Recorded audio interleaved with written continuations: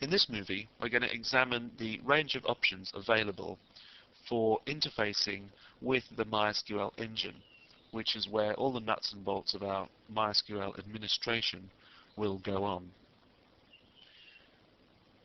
In order to connect with the MySQL engine, we need some form of client software. And the most readily available form of client software for MySQL is the MySQL monitor. It's also the most basic, as you can see from this screen grab. You simply type in commands which are made of a mixture of structured query language and certain MySQL keywords and functions, and the data is displayed like so. This is not the most user-friendly of interfaces, but it is a very fast, efficient, and it is the standard that is approved by MySQL itself.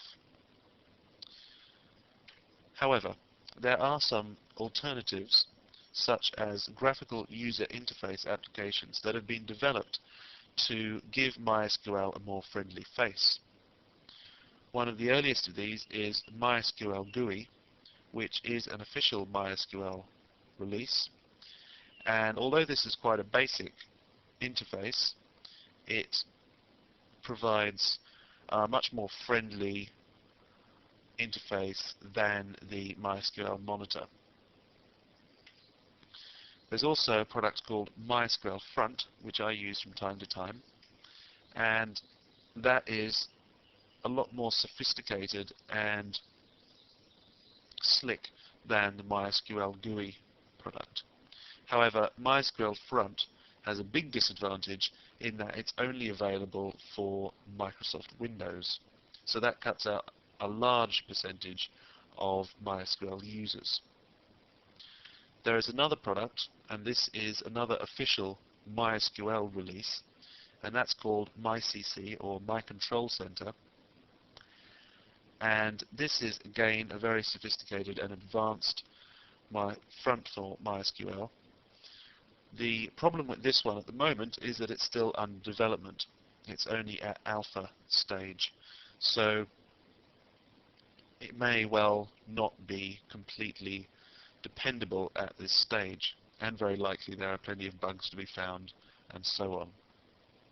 However, this will no doubt prove to be a good option in the future.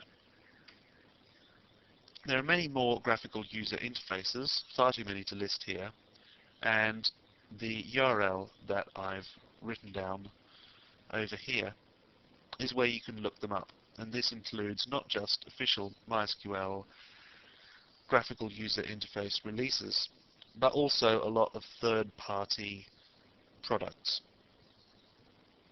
some of which are available at no cost, and some of which are available as shareware, and some which are full commercial applications.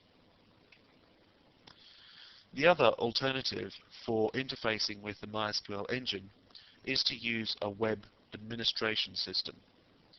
Now, how these typically work is that they're a collection of scripts written in a server-side scripting language such as Perl or PHP, and these administrative systems allow the developer to use an administration system within their browser that runs simply as a set of scripts. This allows the administrator to make whatever changes they want to these scripts, of course, and is a very efficient way of handling MySQL data, particularly if it's already up on the web. A very good example of a web administration system is phpMyAdmin. And this is a collection of PHP scripts that allow you to administer your database and add data and alter the structure of your database. And this is a very good system, phpMyAdmin. However, of course it's limited to using PHP, but with the ready availability of PHP and the fact that it's an open source scripting language, that shouldn't be too much of a problem. There are a couple of others: Data Manager, MySQL Data Manager, and NetBuilder, and there are no doubt many more. I can't really speak for either of these two products because I haven't actually tested them. These screenshots are just from the demonstrations available online. It'd be worthwhile investigating different kinds of web administration interfaces if you're into that kind of idea. The only one I can thoroughly recommend is PHP MyAdmin. However, in this course, we're not going to be using any kind of graphical user interface or any kind of web administrative system for the most part. In the main, we're going to be using the MySQL monitor. And the reason for this is that, well, there are two reasons. First of which is that everybody has this. When you install MySQL, you install the MySQL monitor, and that's available to every user of MySQL, whatever platform they're running on. And it's also not a third-party piece of software, which most of these other graphical user interfaces and administrative systems are. And so I don't want to make this course dependent on some third-party piece of software. The other, more important reason is that you should really learn to use MySQL using the monitor, because you may very well find that when you come to use it in the workplace, you may not immediately have access to the graphical user interface that you've chosen to use at home, and so you might find yourself in an embarrassing situation if you're dependent on some third-party tool or some graphical user interface and you're not seen to be using the MySQL raw, as it were. I should say that "seen to be" is the key phrase in that sentence because, of course, the MySQL monitor is simply another client.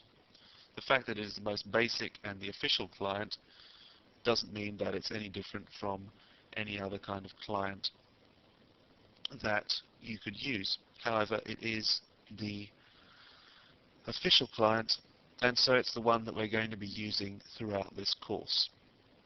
Once you become familiar with using the MySQL monitor, you may find it more convenient and comfortable to use any one of the alternatives that I've listed in this movie.